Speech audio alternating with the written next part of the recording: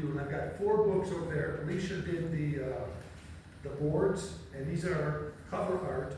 So I've got The Corridor, and I've got Hug, and Hug Whispers Between Worlds, and this was the first one I wrote.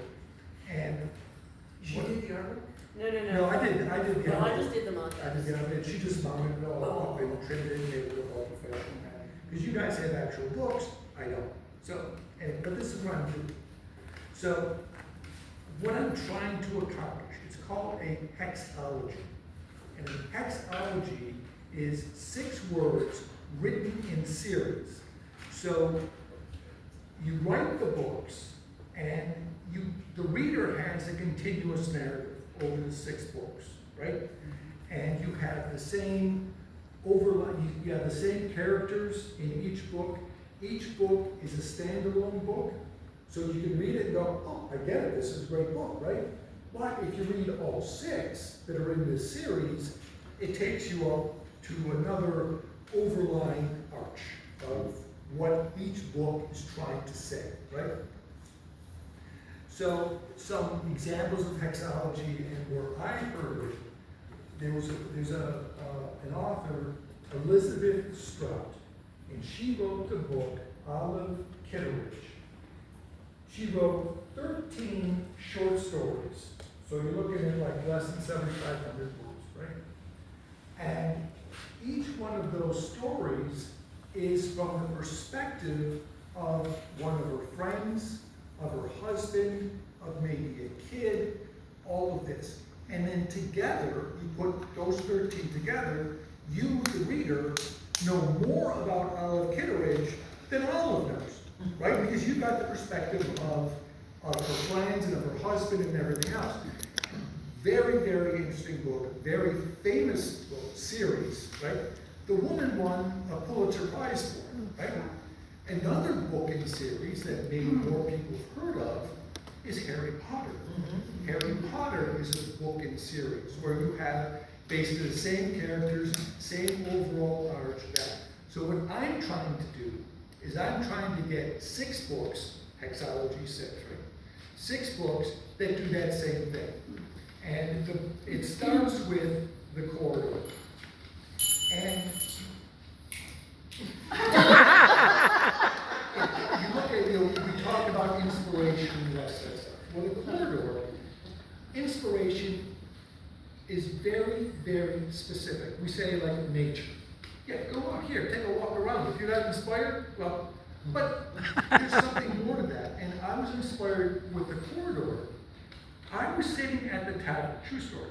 At the tavern, I was waiting for Alicia and some friends to come over, having a late lunch, early dinner, whatever. I'm sitting there, I've got like a glass of wine, I'm just waiting for everybody. And I see on the putting green, I see this grandfather teaching his grandson how to putt. I'm looking at this, I'm like, oh my God, how certain is that?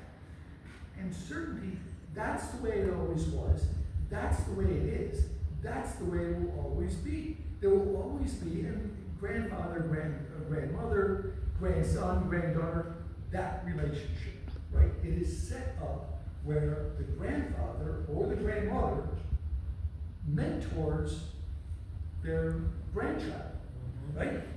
And I'm thinking, it's like, there's something there, there just is. But you've got to be careful, because certainty is boring.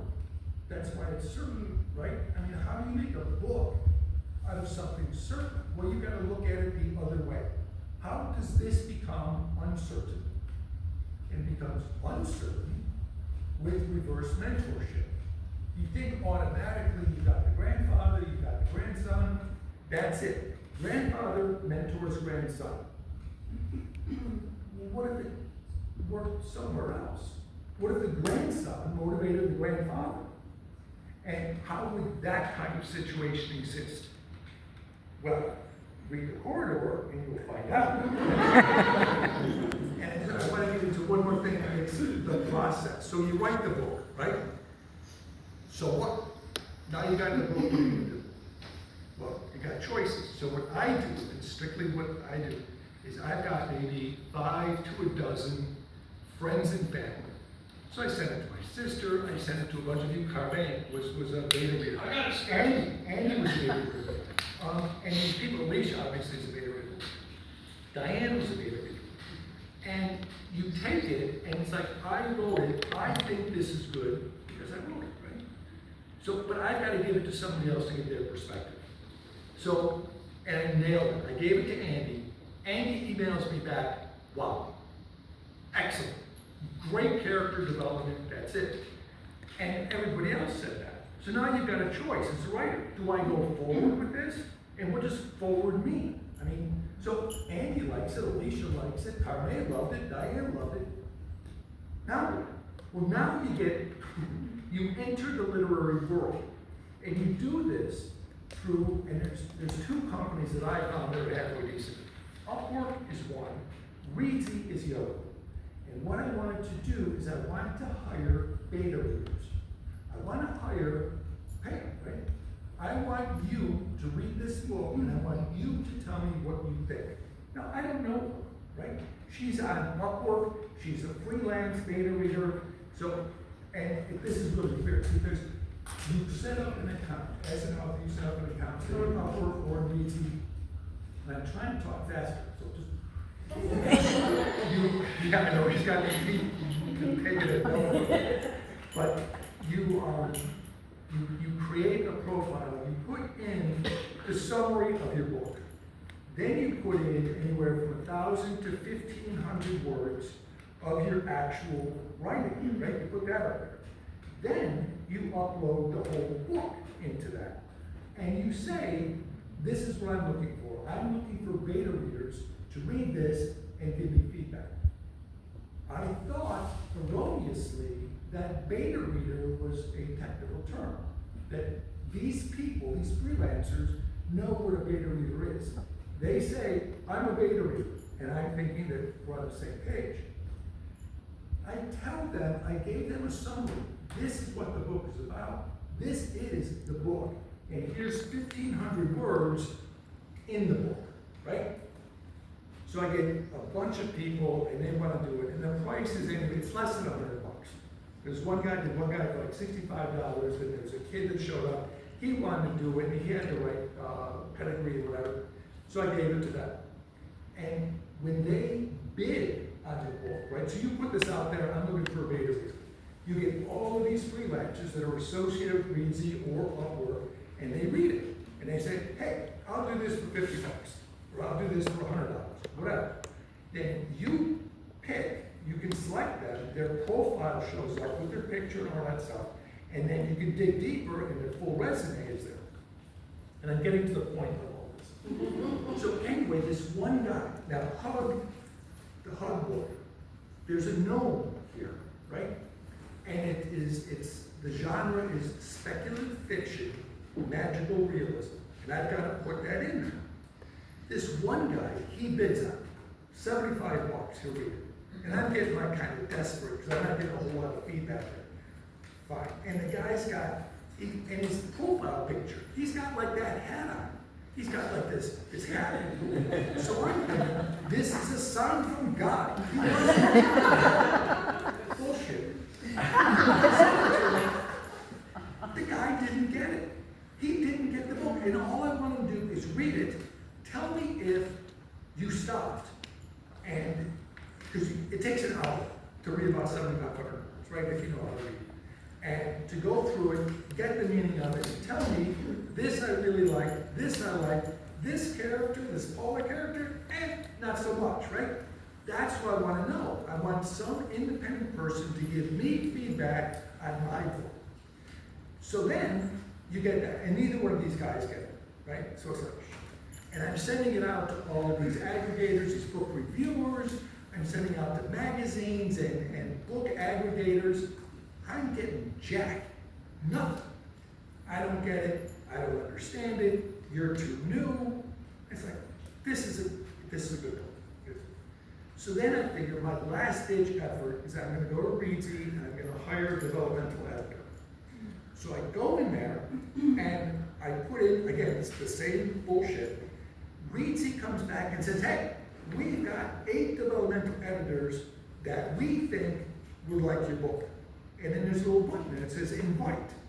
So I put all this stuff in there, boom, I invite them, there's 8 of them. 8 within 2 days. I get turned down by every one of them.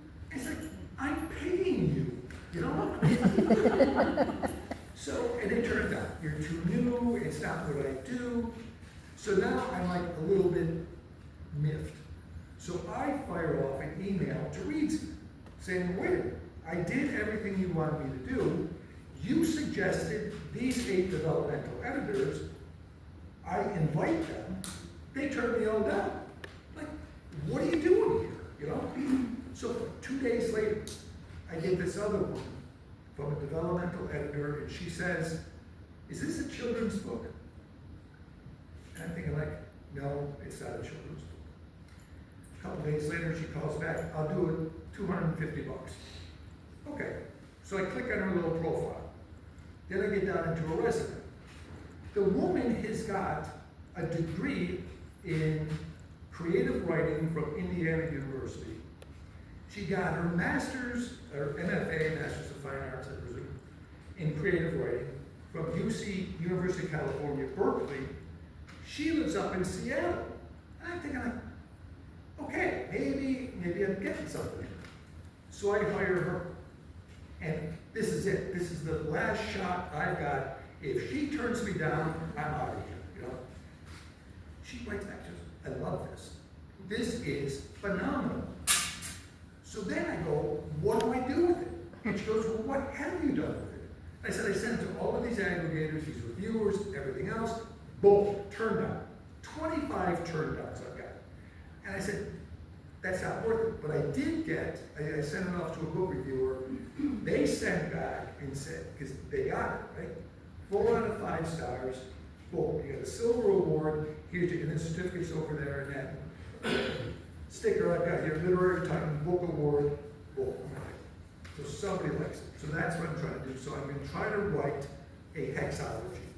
And what it's going to start with, it's going to start with the corridor, the first book. And then it's going to go through. Hug happens to be the 4th book out of the 6. The last 2, I have ideas like how this is going to work.